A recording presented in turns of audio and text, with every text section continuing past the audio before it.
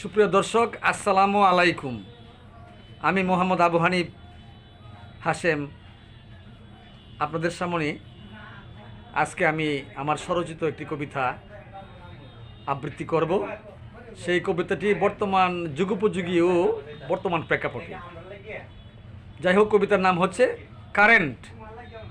ও current, ও current, তুমি চলে যেও না কারেন্ট। তুমি চলে গেলে অসন্তুষ্ট হবেন আঙ্কেল আন্টি আর প্যারেন্ট। ও কারেন্ট, তুমি চলে যেও না কারেন্ট। তুমি চলে গেলে জনগণের হবে কষ্ট, শিক্ষার্থীর পড়ালেখা হবে নষ্ট। ও কারেন্ট, ও কারেন্ট, তুমি চলে যেও না কারেন্ট। তুমি চলে গেলে কলকারখানা হবে বন্ধ, সকল মানুষ হয়ে যাবে অন্ধ। ও কারেন্ট, ও কারেন্ট, তুমি চলে যেও না কারেন্ট।